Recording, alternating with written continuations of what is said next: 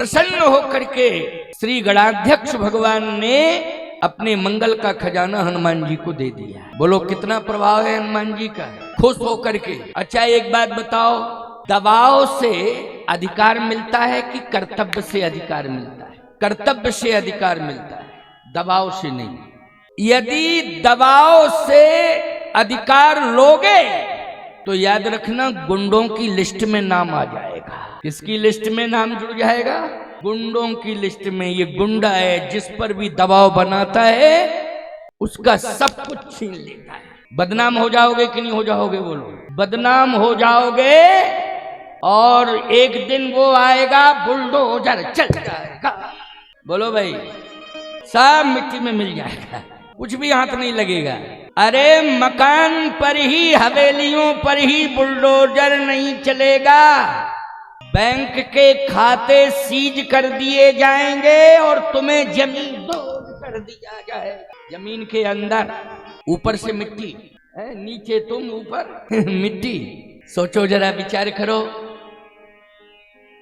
दबाव कभी नहीं बनाना चाहिए। हनुमान जी ऐसे देवता हैं कि उन्होंने किसी पर दबाव नहीं बनाया, कर्तव्य किया और कर्तव्य से सब अपना अपना अधिकार हनुमान जी को देते गए।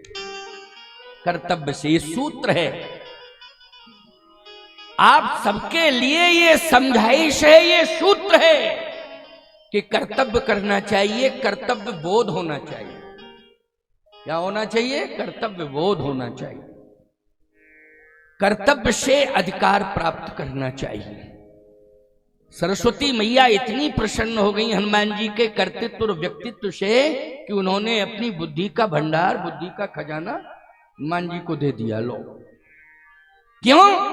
सरस्वती मैया ये समझ गई कि ऐसा महान व्यक्तित्व है जो कभी भी बुद्धि का दुरुपयोग नहीं करेगा, सदुपयोग करेगा। क्या करेगा? सदुपयोग। अच्छा भाई, गणेश जी ने अपना मंगल दे दिया, मंगल का खजाना लो, संभालो। क्यों? ये ऐसा व्यक्तित्व है, भगवान गणाध्यक्ष जी कह रहे हैं कि मैं निश्चिंत हो गया हूं, मैं आज प्रसन्न होकर के मंगल का खजाना दे रहा, इसलिए मंगल मूर्ति हो गए हनुमान जी। और आपको बतावें, दुर्गा जी ने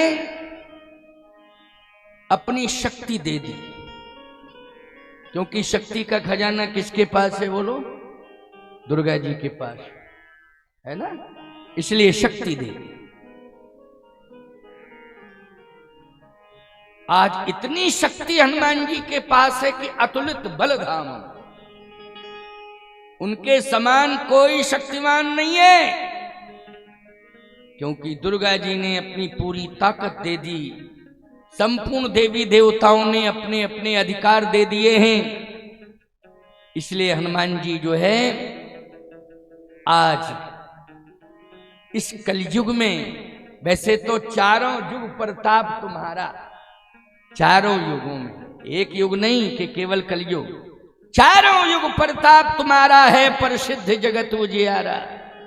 चारों युगों में हनुमान जी का प्रभाव है, कलयुग में भी प्रभाव है।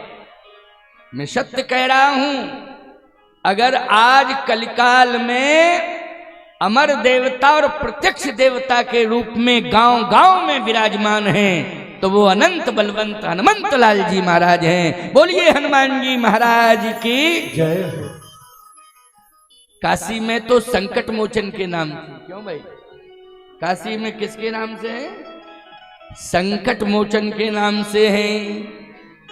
को नहीं जानत है जग में, कपि संकट मोचन नाम तिहारो। काज किए बड़ देवन के, तुम वीर महाप्रभु देख विचारो। कौन सो संकट मोर गरीब को, जो तुमसे नहीं जात है टारो। बेग हरो हनुमान महाप्रभु, जो कछु संकट होए हमारो, को नहीं जानत है जग में, कपि संकट मोचन नाम तिहारो। इसलिए काशी में विश्वनाथ जी की नगरी में स्वयं विश्वनाथ जी का 11वां रुद्र संकट मोचन हनुमान के रूप में विराजमान है और पूरे संसार के संकट का मोचन कर रहे हैं। ऐसे श्री हनुमान जी महाराज सारे के सारे देवी देवता इतने प्रभावित हो गए, संपूर्ण देवी देवता प्रभावित हो गए, उन्होंने अपनी अपनी शक्ति दे दी।